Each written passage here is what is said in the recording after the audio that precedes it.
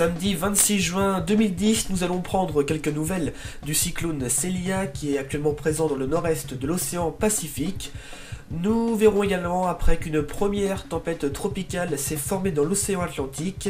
Cette tempête menace le Mexique et pourrait se renforcer, et on fera un point sur les températures du vendredi 25 juin.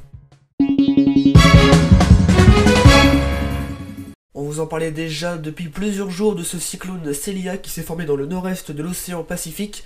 Eh bien, Celia s'est considérablement renforcé ces derniers jours, atteignant même la catégorie maximale sur l'échelle de Saffir-Simpson ce vendredi matin. Vendredi après-midi, il a reperdu de son énergie, passant en catégorie 4 sur 5 avec des vents soufflant à 240 km/h en rafale près du centre du système. Mais heureusement, Celia ne menace toujours aucune terre. La dépression tropicale présente actuellement au large des côtes du Honduras dans l'océan Atlantique pourrait devenir le premier cyclone de la saison dans ce bassin selon le National Hurricane Center. Ce samedi matin à 6h, le centre de la dépression tropicale était centré par les points 16,5 de latitude nord et 84,5 de longitude ouest. Elle se déplaçait en direction du nord-ouest à la vitesse moyenne de 13 km/h. Elle devrait toucher la péninsule mexicaine du Yucatan dans les prochains jours, tout en se renforçant. Des avis de tempête tropicale sont d'ailleurs déjà lancés sur cette partie du Mexique. Les vents soufflaient à 55 km/h en moyenne avec des rafales beaucoup plus élevées. La tempête a déjà apporté de fortes pluies au nord du Honduras, où près de 100 mm sont tombés à Puerto Lempira, sur la côte près de la frontière du Nicaragua. On avait enfin chaud ce vendredi 25 juin et ça a fait du bien. Alors c'était encore un peu frais sur les côtes de la Manche en raison des brises marines, avec 19 à 23 degrés seulement, mais au sud de la Loire c'était très agréable, 27 du côté de Limoges, 29 degrés pour Niort et même 30 degrés à Angoulême. C'est la fin de cette édition, merci à vous de l'avoir suivi, on se retrouve ce lundi, bien sûr, lundi 28 juin 2010, on se retrouve tout de suite pour la météo des allergies.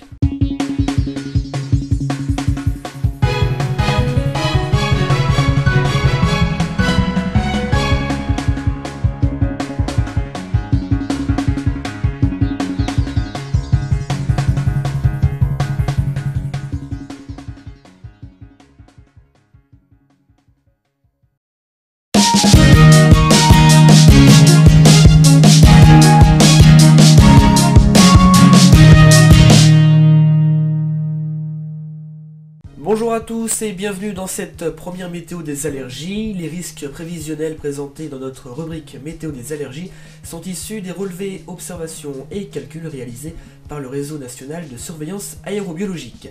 À la fin de cette session, nous évoquerons avec Sophie Frein, analyste pollinique, le traitement à suivre quand on est allergique au pollen. Et juste avant, on parle tout de suite des risques de pollinisation en région Basse-Normandie.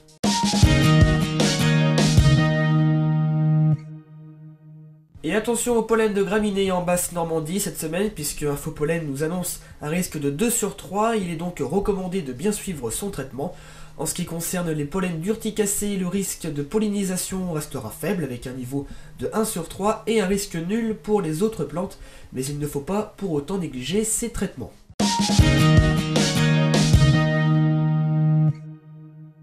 Une pollinisation globalement plus importante pour les pays de la Loire, avec des risques faibles pour les pollens de tilleul, de rumex et d'urticacées.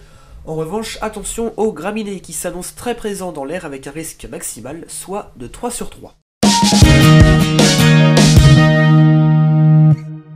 Alors chaque semaine sur préviwest.fr de notre météo des allergies, Sophie Frein, analyste pollinique au centre hospitalier de Dinan, nous parlera des risques polliniques en nous révélant ses conseils pour lutter efficacement contre toute forme d'allergie.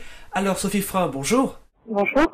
Alors merci d'accepter de participer avec nous à la météo des allergies. Alors pouvez-vous nous donner cette semaine quelques conseils pour éviter de souffrir au maximum des pollens si l'on est allergique ? Alors cette semaine, il faut savoir déjà que les principaux pollens qui sont dans l'air sont surtout les graminées et les urticacées. Donc ça c'est important pour les personnes qui se savent allergiques, parce qu'elles sauront reconnaître à quel pollen elles sont allergiques. Et puis bien évidemment, on ne peut pas éviter d'être en présence de pollen, mais on peut un peu diminuer leur quantité, surtout dans l'air intérieur.